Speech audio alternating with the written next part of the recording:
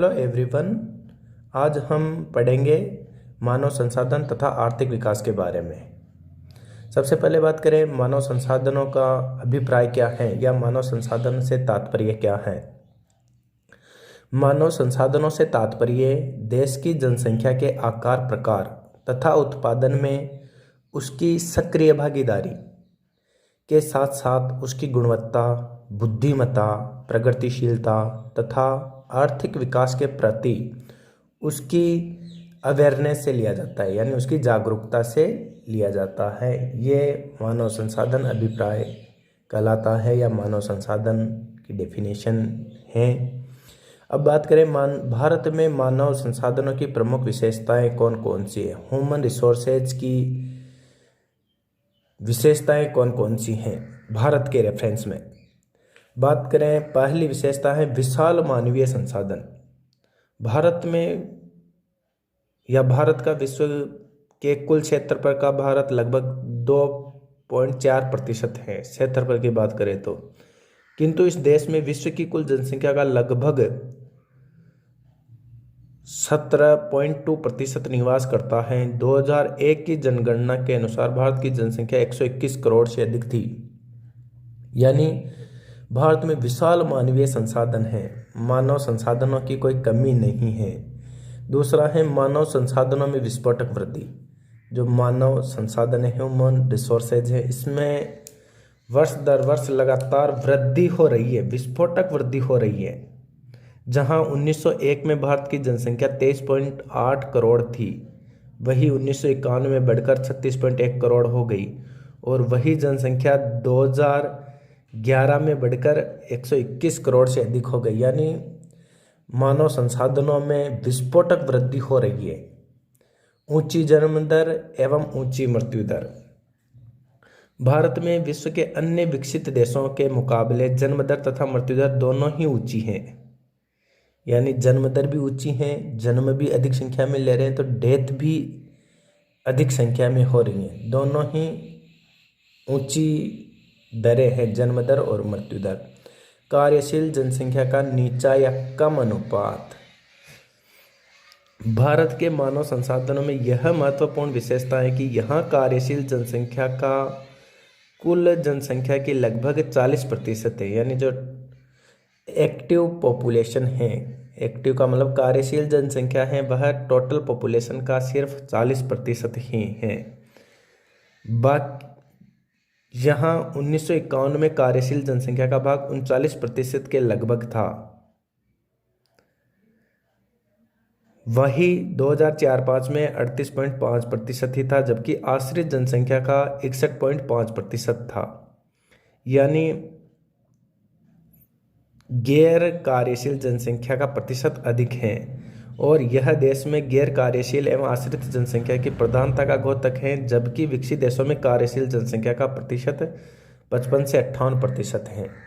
यानी कार्यशील जनसंख्या, जो कार्यशील जनसंख्या से तात्पर्य होता है कि जो उत्पादन में अपना सक्रिय योगदान देते हैं। जैसे अपन कार्यशील जनसंख्या में एज के हिसाब से इसको डिफाइन किया गया है। एक तो बच्चे जो 14 साल से नीचे, वो आश्रित रहते हैं अपने माता पिता पे, और एक 60 साल से ऊपर के वृद्ध व्यक्ति जो आश्रित रहते हैं अपने बेटों पर, बेटे बेटियों पर। तो उन्हें जो 14 साल से कम और 60 साल से ऊपर, उन्हें आश्रित जनसंख्या की श्रेणी में रखा गया है। तो कार्यशील जनसंख्या का कम अनुपात है। मानव संसाधनों का दोषपूर्ण व्यावसायिक वितरण। भारत में मानव संसाधनों का व्यावसायिक वितरण भी दोषपूर्ण है, जहां विकसित देशों में मानवीय संसाधनों का बहुत बड़ा भाग औद्योगिक एवं सेवा क्षेत्र में नियोजित होता है, यानी उद्योगों और सेवा क्षेत्र में लगा हुआ है। वही भारत में मानव संसाधनों का बहुत अधिक भाग या अधिक जनसंख्या कृषि एवं खनन क्षेत्र में कार्यरत है। तो यह एक दोषपूर्ण वितरण कहा जा सकता है। मानव संसाधनों का क्षेत्रीय असमान वितरण। क्षेत्र की दृष्टि से भी मानव संसाधनों का असमान वितरण है। भारतीय जनसंख्या का केंद्रीकरण देश के प्रमुख नगरों, औद्योगिक केंद्रों तथा देश के उपजाऊ मैदानी क्षेत्रों में अधिक है, जबकि पहाड़ी, पठानी, रेगिस्तानी क्षेत्रों में बहुत कम है। इस प्रकार हम कह सकते हैं कि मानव संसाधनों का क्षेत्रीय वितरण भी असमान है। लो लेवल ऑफ एजुकेशन, साक्षरता का नीचा स्तर है यहाँ। आयु वर्ग के अनुसार मानव संसाधनों की अनुकूलता, भारत के मानव संसाधनों में बच्चों और वृद्धों का प्रतिशत युवा जनसंख्या के मुकाबले कम होने से कार्यशील जनसंख्या प्रतिशत गैर कार्यशील और आश्रित जनसंख्या से अधिक है। जहां युवा कार्यशील जनसंख्या आर्थिक विकास का मार्ग प्रशस्त करती है, वहां आश्रित और गैर कार्यशील जनसंख्या आर्थिक विकास को अवरुद्ध करती है। तो ये कुछ मानव संसाधनों की ये जो पॉइंट्स हैं, ये थोड़ा कार्यशील जनसंख्या के ऊपर अधिक है कि ये खुशी की बात है कि अपना कार्यशील जनसंख्या का प्रतिशत अब धीरे धीरे बढ़ रहा है।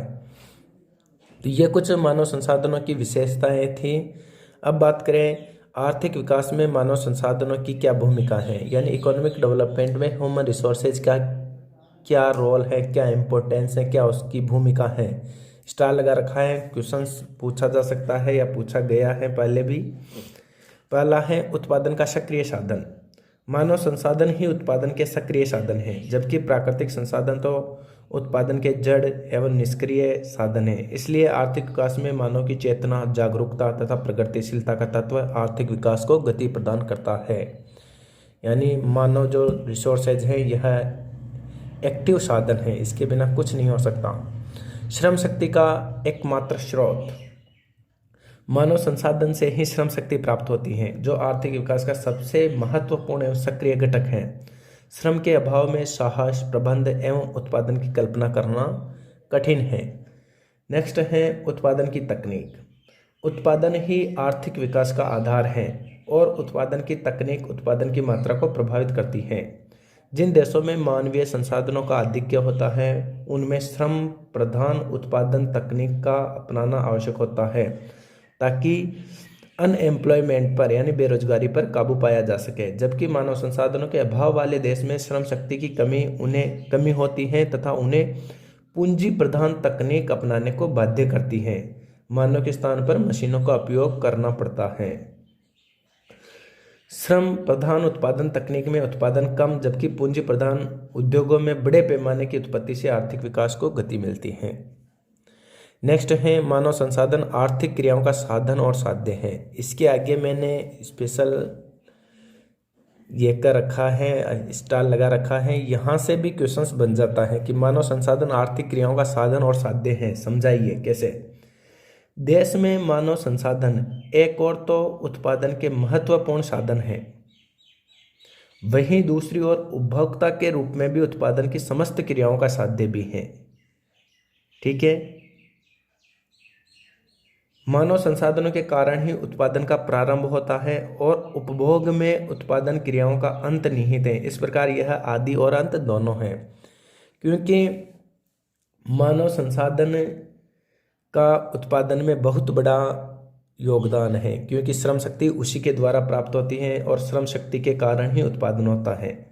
और वही दूसरी ओर उपभोक्ता के रूप में, कंज्यूमर के रूप में उत्पादन की समस्त क्रियाओं का साध्य भी है मानव शक्ति, क्योंकि एटलीस्ट कंजम्पशन भी मानव शक्ति ही कर रही है, उसका उपभोग भी मानव शक्ति ही कर रही है। अतः मानव संसाधन आर्थिक क्रियाओं का साधन भी है और साध्य भी है। ठीक है, क्लियर है ये।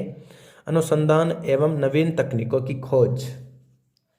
देश की प्रगतिशील एवं बुद्धिमान जनसंख्या ही देश में उत्पादन की नवीन तकनीक, नए बाजारों की खोज, नए कच्चे माल की खोज, उत्पादन के नए उपकरणों की खोज तथा अनुसंधान की गतिविधियों को बढ़ाती है, जो आर्थिक विकास के मेन फैक्टर्स हैं, आधारभूत तत्व हैं। राष्ट्र की आर्थिक समृद्धि का प्रतीक भी माना जाता है। समृद्ध एवं स्वस्थ मानव संसाधन देश की आर्थिक समृद्धि का प्रतीक होते हैं। देश में जनसंख्या जितनी समृद्ध एवं बुद्धिमान होगी, इंटेलिजेंट होगी, उतना ही देश का आर्थिक विकास अधिक होगा। जबकि गरीब जनसंख्या, पॉवर्टी पॉपुलेशन, निम्न आर्थिक विकास का घोतक है, उसको दर्शाती है। यदि कोई देश गरीब देश है, यानी गरीबी बहुत ज़्यादा है उस देश में, बेरोजगारी बहुत ज़्यादा है, तो वह लो इकोनॉमिक डेवलपमेंट को दर्शाती है। यानी लो लेवल के इकोनॉमिक डेवलपमेंट को दर्शाती हैं, वहाँ उस देश में विकास कम हुआ माना जाता है। और लास्ट है मानवीय संसाधन देश की अमूल्य निधि है। किसी भी देश की स्वस्थ, बुद्धिमान एवं प्रगतिशील जनसंख्या उसकी अमूल्य निधि और आर्थिक विकास की प्रेरक शक्ति होती है। यही कारण है कि भारत में विशाल मानव संसाधनों को पूर्ण रोजगार द्वारा देश के प्रचुर प्राकृतिक संसाधनों के विदोहन का प्रयास किया जा रहा है। प्राकृतिक संसाधनों, कई बार क्या होता है, किसी देश में प्राकृतिक संसाधन तो बहुत अधिक रहते हैं, लेकिन मानव संसाधन की कमी के कारण उनका पूर्ण मात्रा में उपयोग नहीं किया जाता या वह व्यर्थ ही पड़े रहते हैं। जबकि भारत में मानव संसाधन बहुत अधिक हैं। इस कारण से पूर्ण रोजगार को फॉलो करते हुए या पूर्ण रोजगार को अपनाते हुए देश में जो प्रचुर मात्रा में प्राकृतिक संसाधन हैं उनके विदोहन का प्रयास किया जा रहा है। तो ये आर्थिक विकास में मानव संसाधनों की भूमिका है, महत्व है के कुछ बिंदु हैं। यहाँ से क्वेश्चंस पूछा जा सकता है। नेक्स्ट वीडियो में इस चैप्टर को हम आगे कंटिन्यू करेंगे। धन्यवाद।